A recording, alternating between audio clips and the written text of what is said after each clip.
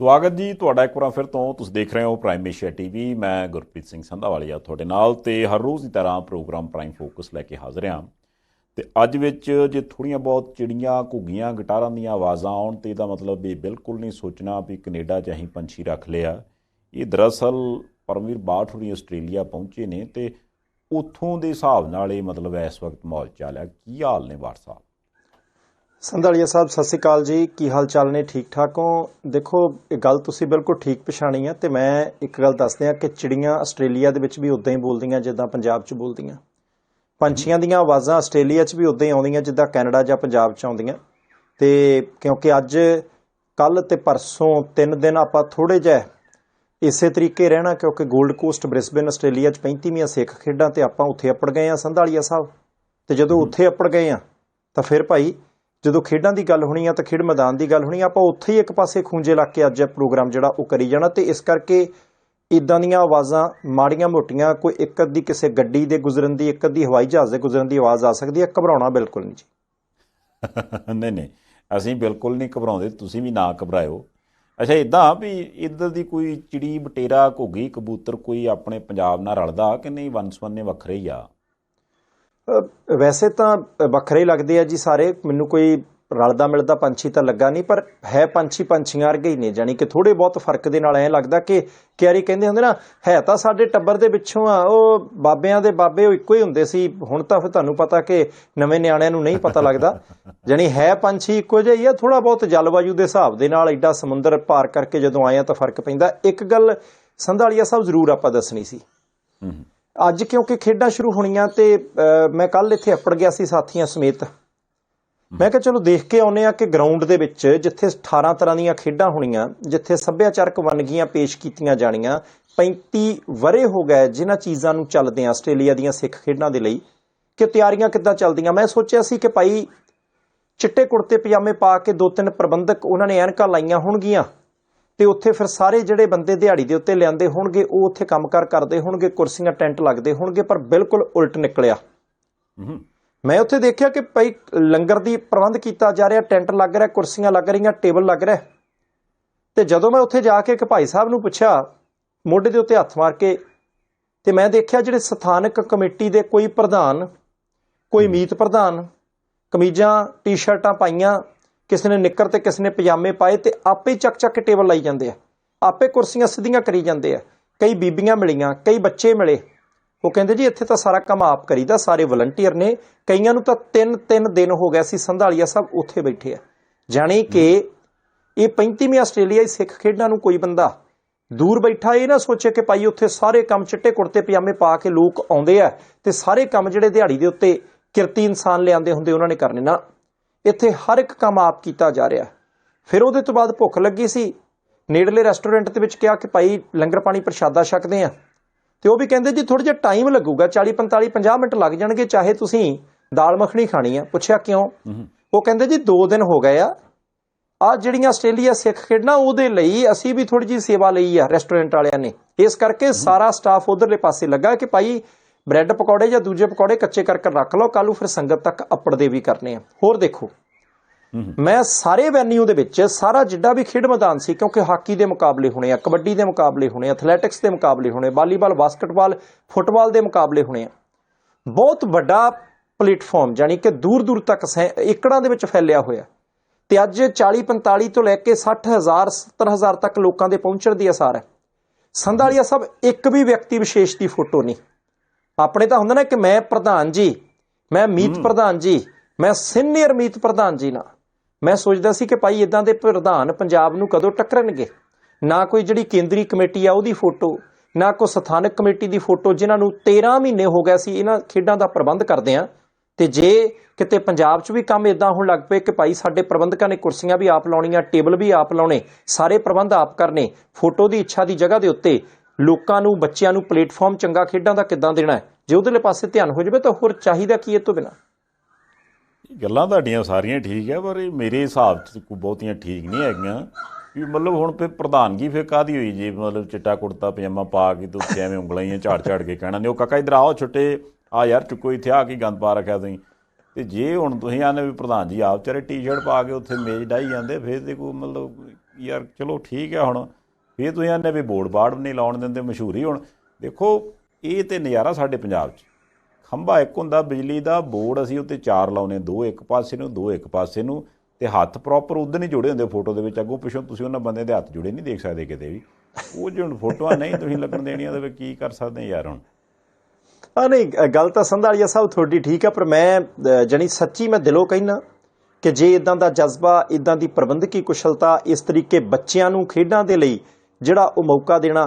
ਕੱਲ ਕਈ ਮੈਸੇਜ ਆਏ ਜਦੋਂ ਮੈਂ ਉੱਥੇ ਜਾ ਕੇ ਪਹਿਲੀ ਰਿਪੋਰਟ ਕੀਤੀ, ਕੋਈ ਕਹਿੰਦੇ ਜੀ ਅਸੀਂ ਇੰਗਲੈਂਡ ਤੋਂ ਆਏ ਹਾਂ, ਕੋਈ ਕਹਿੰਦਾ ਜੀ ਅਸੀਂ ਫਿਨਲੈਂਡ ਤੋਂ ਆਏ ਹਾਂ, ਕੋਈ ਨਾਰਵੇ ਤੋਂ ਆਇਆ, ਕੋਈ ਕੈਨੇਡਾ ਤੋਂ ਆਇਆ, ਕਿ ਅਸੀਂ ਖੇਡਾਂ ਦੇਖਣੀਆਂ। ਇਹਨਾਂ ਖੇਡਾਂ ਦਾ ਤਾਂ ਜਿਹੜਾ ਉਹ ਸਵਾਦ ਹੀ ਵੱਖਰਾ, ਇਹਨਾਂ ਖੇਡਾਂ ਦਾ ਤਾਂ ਮਾਹੌਲ ਹੀ ਵੱਖਰਾ। ਸੱਚੀ ਇੰਨੀਆਂ ਵੱਧ ਖੇਡਾਂ, ਬੱਚਿਆਂ ਦੀ ਇੰਨੀ ਜ਼ਿਆਦਾ ਇਨਵੋਲਵਮੈਂਟ, ਬੀਬੀਆਂ ਦੀ ਇੰਨੀ ਜ਼ਿਆਦਾ ਜਿਹੜੀ ਉਹਦੇ ਵਿੱਚ ਸਹਿਭਾਗਤਾ। ਇਸ ਤਰੀਕੇ ਜਿੱਦਾਂ ਪਿੰਡ ਦੇ ਵਿੱਚ ਮੇਲਾ ਹੁੰਦਾ ਜਾਂ ਪਿੰਡ ਦੇ ਵਿੱਚ ਸਾਂਝੇ ਥਾਂ ਦੇ ਉੱਤੇ ਕੋਈ ਸਮਾਗਮ ਹੁੰਦਾ, ਕੋਈ ਘਰਾਂ ਦੇ ਵਿੱਚ ਪ੍ਰਬੰਧ ਕਰੀ ਜਾਂਦਾ। ਇੱਕ ਸੱਜਣ ਉੱਥੇ ਮਿਲੇ, ਕਹਿੰਦੇ ਜੀ ਮੈਂ ਤਾਂ ਤੜਕੇ 2 ਵਜੇ ਦਾ ਆਇਆ, ਖੇਡਾਂ ਜੀ ਅਗਲੇ ਦਿਨ ਸ਼ੁਰੂ ਹੋਣੀਆਂ, ਤੜਕੇ 2 ਵਜੇ ਦੇ ਆ ਕੇ ਪ੍ਰਬੰਧ ਦੇਖ ਰਹੇ। ਇੱਕ ਬੀਬੀ ਜੀ ਮਿਲੇ, ਉਹ ਕਹਿੰਦੇ ਜੀ ਅਸੀਂ ਤਾਂ ਕਲਚਰਲ ਕਮੇਟੀ ਵਾਲੇ ਆ, ਅਸੀਂ ਜਿੰਨੀਆਂ ਸੱਭਿਆਚਾਰਕ ਵੰਨਗੀਆਂ ਹੋਣੀਆਂ ਅਸੀਂ ਵੈਨਿਊ ਸੈੱਟ ਕਰਦੇ ਫਿਰਦੇ ਆ ਕਿ ਭਾਈ ਕਿੱਥੇ ਕਿ ਸਾਰਾ ਕੁਝ ਠੀਕ ਹੈ। ਸੋ ਅਸੀਂ ਉਮੀਦ ਕਰਦੇ ਹਾਂ ਕਿ ਅੱਜ ਕੱਲ ਤੇ ਪਰਸੋਂ 3 ਦਿਨ ਖੂਬ ਰੌਣਕਾਂ ਲੱਗਣਗੀਆਂ, ਮੁਲਾਕਾਤਾਂ ਹੋਣਗੀਆਂ, ਸਾਰਾ ਕੁਝ ਸੁੱਖ ਸਬੀਲੀ ਭਾਈਚਾਰਕ ਸਾਂਝ ਦੇ ਨਾਲ ਨੇਪਰੇ ਚੜੇ। ਇਸ ਗੱਲ ਦੀ ਆਸ ਉਮੀਦ ਕਰਦੇ ਹਾਂ। ਚਲੋ ਅਸੀਂ ਵੀ ਆਸ ਕਰਦੇ ਹਾਂ ਵੀ ਤੁਸੀਂ ਹੁਣ ਗਏ ਹੋ ਉੱਥੇ, ਕੈਮਰੇ ਦੀ ਅੱਖ ਹੁੰਦੀ ਨਾ, ਕੈਮਰੇ ਦੀ ਅੱਖ ਤੋਂ ਸਾਨੂੰ ਵੀ ਵਿਖਾਓਗੇ ਵੀ ਉੱਥੇ ਕੀ ਕੁਝ ਚੱਲ ਰਿਹਾ। ਤੇ ਬਾਕੀ ਹੁਣ ਮੋੜਾ ਆਪਾਂ ਪੰਜਾਬ ਵਾਲੇ ਪਾਸੇ ਮੋੜੀਏ ਤੇ ਗੱਲ ਇਹ ਆ ਵੀ ਪਿਛਲੇ ਦਿਨੀ ਜੋ ਕੁਛ ਕੁਦਰਤ ਨੇ ਕੀਤਾ ਸੀਗਾ, ਕਿਸੇ ਪਾਸੇ ਵਾਵ ਰੋਲਾ, ਕਿਸੇ ਪਾਸੇ ਗੜੇ, ਕਿਸੇ ਪਾਸੇ ਮੀਂਹ ਦੀ ਝੜੀ, ਉਹ ਫਸਲਾਂ ਦਾ ਨੁਕਸਾਨ ਵਾਹਵਾ ਹੋਇਆ। ਤੇ ਉਹਦੇ ਤੋਂ ਬਾਅਦ ਮੌਜੂਦਾ ਸਰਕਾਰ ਨੇ ਕਿਹਾ ਤੇ ਹੈ ਕਿ ਵੀ ਅਸੀਂ ਸਾਰੀ ਗਰਦੌਰੀ ਕਰਾ ਕੇ ਤੇ ਉਹ ਸਾਰੇ ਕੁਛ ਦਾ ਜਿਹੜਾ ਬਣਦਾ ਮੁਆਵਜ਼ਾ ਉਹ ਦਿਆਂਗੇ। ਪਰ ਗੱਲ ਇਹ ਆ ਕਿ ਵੀ ਜਿਹੜੀ ਫਸਲ, ਕਿਉਂਕਿ ਇਹ ਤਾਂ ਪਰਸੈਂਟੇਜ ਦੇ ਹਿਸਾਬ ਨਾਲ ਮੁਆਵਜ਼ਾ ਮਿਲਣਾ, ਤੇ ਜਿਹੜੀ ਬਚੀ ਖੁਸ਼ੀ ਮੰਨ ਲਓ ਵੀ ਰਹਿ ਵੀ ਗਈ, ਖਲੋਤੀ ਵੱਢ ਕੇ ਤੇ ਮੰਡੀ ਖੜਾਂਗੇ, ਉਹਦੇ 'ਚ ਦਾਣਾ ਬਦਰਾਂਗਿਆ, ਯਾਨੀ ਕਿ ਉਹਦੀ ਜਿਹੜੀ ਸ਼ਕਲ ਸੂਰਤ ਆ ਉਹ ਆਮ ਜਿੱਦਾਂ ਪਹਿਲੀ ਨਰੋਈ ਕਣਕ ਹੁੰਦੀ ਉਹੋ ਜਿਹੀ ਨਹੀਂ ਹੋਊਗੀ, ਥੋੜ੍ਹਾ ਫਰਕ ਆ। ਤੇ ਉਹਦੇ 'ਤੇ ਜਿਹੜਾ ਰੌਲਾ ਸੀ ਵੀ ਕੇਂਦਰ ਸਰਕਾਰ ਕੱਟ ਲਾਊਗੀ ਜੇ ਉਹਦੇ ਵਿੱਚ ਕੁਝ ਪਰਸੈਂਟੇਜ ਤੋਂ ਵੱਧ ਜਾ ਕੇ ਦਾਣੇ ਖਰਾਬ ਹੋਏ। ਕਟਾਰੂ ਚੱਕ ਸਾਹਿਬ ਮੰਤਰੀ ਨੇ, ਉਹਨਾਂ ਨੇ ਚਿੱਠੀ ਲਿਖੀ ਸੀ ਇੱਧਰੋਂ, ਉਹ ਕਹਿੰਦੇ ਵੀ ਮਹਾਰਾਜ ਇੱਦਾਂ ਲੋੜਾ ਨਾ ਮਾਰਿਓ, ਸਾਡੀ ਵੀ ਬਾਂਹ ਫੜੋ, ਕਿਉਂਕਿ ਪੰਜਾਬ ਦਾ ਇਹਦੇ 'ਚ ਕੀ ਕਸੂਰ ਆ। ਜੇ ਹੁਣ ਤੂਫਾਨ ਆਇਆ ਤੇ ਉਹ ਤੇ ਸਾਰੀਆਂ ਥਾਵਾਂ 'ਤੇ ਹੀ ਆ। ਹੁਣ ਕਹਿੰਦੇ ਆ ਕਿ ਅੱਜ ਕੇਂਦਰੀ ਟੀਮਾਂ ਨੇ ਆਉਣਾ ਤੇ ਉਹ ਆਣ ਕੇ ਵੇਖਣਗੇ ਪੰਜਾਬ ਦੇ ਮੌਜੂਦਾ ਹਾਲਾਤ ਵੀ ਕਣਕ ਕਿਹੋ ਜਿਹੀ ਆ, ਕਿੰਨੇ ਕੁ % ਨੁਕਸਾਨ ਆ ਤੇ ਕਿੰਨੇ ਕੁ % ਛੋਟ ਜਿਹੜੀ ਉਹ ਕੇਂਦਰ ਦੇ ਸਕਦਾ। ਦੇਖੋ ਸੰਧਾਲੀਆ ਸਾਹਿਬ, ਇਹ ਬਹੁਤ ਚੰਗੀ ਗੱਲ ਹੈ ਕਿ ਸੂਬਾ ਤੇ ਕੇਂਦਰ ਸਰਕਾਰ ਕਈ ਗੰਭੀਰ ਚੁਣੌਤੀਪੂਰਨ ਮੁੱਦਿਆਂ ਦੇ ਉੱਤੇ ਰਲ ਕੇ ਕੰਮ ਕਰ ਰਹੀ ਹੈ।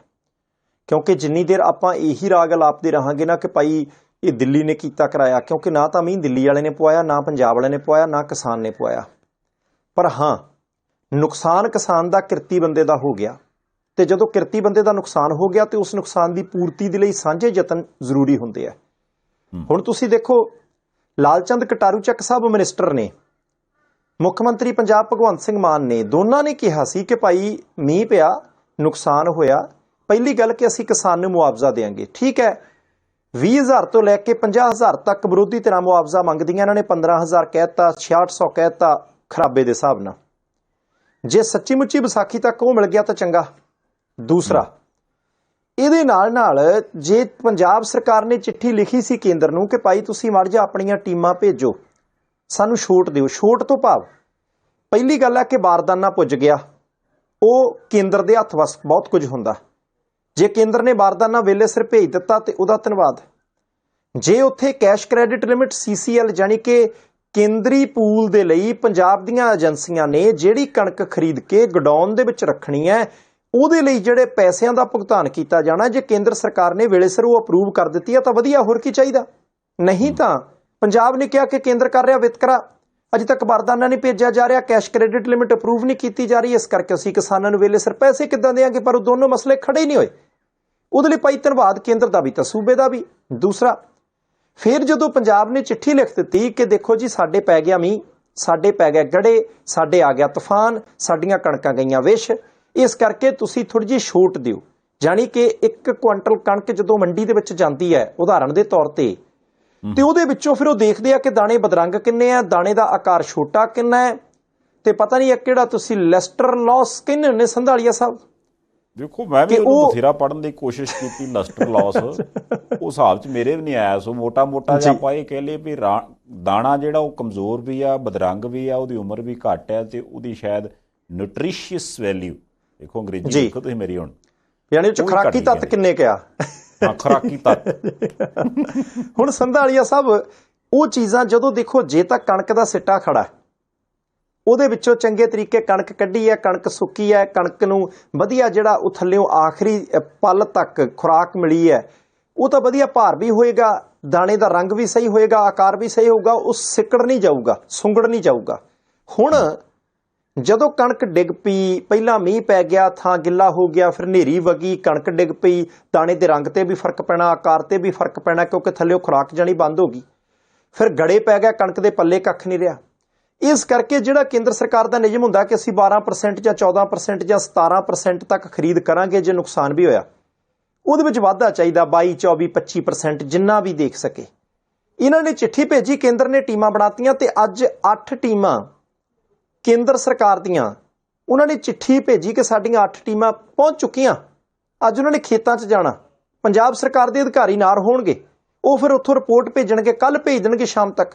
ਉਹਦੇ ਆਧਾਰ ਦੇ ਉੱਤੇ ਜਿਸ ਤਰੀਕੇ ਮੱਧ ਪ੍ਰਦੇਸ਼ ਸੂਬੇ ਦੇ ਵਿੱਚ ਖਰਾਬ ਮੌਸਮ ਦੇ ਕਰਕੇ ਕਣਕ ਦੀ ਖਰੀਦ ਦੇ ਨਿਯਮਾਂ 'ਚ, ਸ਼ਰਤਾਂ 'ਚ ਛੋਟ ਦਿੱਤੀ ਗਈ ਹੈ, ਉਸੇ ਤਰੀਕੇ ਪੂਰੀ ਸੰਭਾਵਨਾ ਕਿ ਪੰਜਾਬ ਤੇ ਹਰਿਆਣਾ ਦੋਵਾਂ ਸੂਬਿਆਂ ਦੇ ਵਿੱਚ ਅੱਜ ਕੇਂਦਰ ਸਰਕਾਰ ਦੇ ਨੁਮਾਇੰਦੇ ਪਹੁੰਚਣੇ ਹੈ, ਟੀਮਾਂ ਅਪਣਨੀਆਂ, ਦੋਨਾਂ ਸੂਬਿਆਂ ਦੇ ਵੱਖ-ਵੱਖ ਜ਼ਿਲ੍ਹਿਆਂ ਦੇ ਵਿੱਚ ਜਾ ਕੇ ਉਹਨਾਂ ਨੇ ਫਿਰ ਐਲਾਨ ਕਰਨਾ ਹੈ, ਨਿਰੀਖਣ ਕਰਨਾ ਹੈ। ਉਮੀਦ ਕਰਦੇ ਹਾਂ ਕਿ ਭਾਈ ਕਿਸਾਨ ਦੀ ਬਾਂਹ ਕੇਂਦਰ ਦੀ ਸਰਕਾਰ ਫੜੂਗੀ, ਉਹਦੇ ਵਿੱਚ ਕਣਕ ਦੀ ਖਰੀਦ 'ਚ ਕੁਝ ਛੋਟ ਦਊਗੀ, ਜਿਹਦੇ ਨਾਲ ਕਿ ਕਿਸਾਨ ਦਾ ਬਹੁਤਾ ਜ਼ਿਆਦਾ ਨੁਕਸਾਨ ਨਾ ਹੋਊਗਾ ਤੇ ਅਗਲੀ ਫਸਲ ਬੀਜਣ ਜੋਗੇ ਪੈਸੇ ਘੱਟੋ ਘੱਟ ਉਹਨੂੰ ਕਣਕ 'ਚੋਂ ਜ਼ਰੂਰ ਬਚਣਗੇ।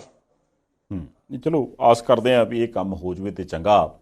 ਦੂਜੇ ਪਾਸੇ ਜਿਹੜਾ ਕੰਮ ਹੋਣਾ ਸੀ ਉਹ ਹੋ ਗਿਆ ਤੇ ਕਹਿੰਦੇ ਅਗਲਿਆਂ ਨੇ ਕਰਤਾ। ਉਡੀਕ ਤੇ ਵੈਸੇ ਕੱਲ੍ਹ ਦੀ ਸੀਗੀ, ਯਾਨੀ ਕਿ ਜਦੋਂ ਰਿੰਕੂ ਸਾਹਿਬ ਸ਼ਾਮਲ ਹੁੰਦੇ ਨੇ ਆਮ ਆਦਮੀ ਪਾਰਟੀ, ਤੇ ਸ਼ੱਕ ਤੁਸੀਂ ਪੂਰਾ ਕੀਤਾ ਸੀ ਵੀ ਯਾਰ ਜੇ ਕੇਜਰੀਵਾਲ ਸਾਹਿਬ ਆਪ ਆਏ ਨੇ, ਮੁੱਖ ਮੰਤਰੀ ਸਾਹਿਬ ਨਾਲ ਬੈਠੇ ਨੇ, ਬੰਦਾ ਕਾਂਗਰਸ ਪਾਰਟੀ ਦਾ ਐਕਸ MLA ਆ, ਉਹਨੂੰ ਸ਼ਾਮਲ ਕੀਤਾ। ਉਹਨਾਂ ਨੇ ਵੀ ਕਿਹਾ ਵੀ ਮੈਂ ਵਿਕਾਸ ਤੇ ਪਾਰਟੀ ਤੇ ਦਿਆਨਤਦਾਰੀ ਤੇ ਲੀਡਰਸ਼ਿਪ ਨੂੰ ਦੇਖ ਕੇ ਆਇਆ, ਤੇ ਉਹ ਯਾਰ ਐਲਾਨ ਤੇ ਹੋ ਹੀ ਜਾਣਾ ਚਾਹੀਦਾ ਸੀ ਵੀ ਉਹ ਵੀ ਸਾਡੇ ਵੱਲੋਂ ਬਈ ਉਹ ਹੁਣ ਉਮੀਦਵਾਰ ਹੋਣਗੇ।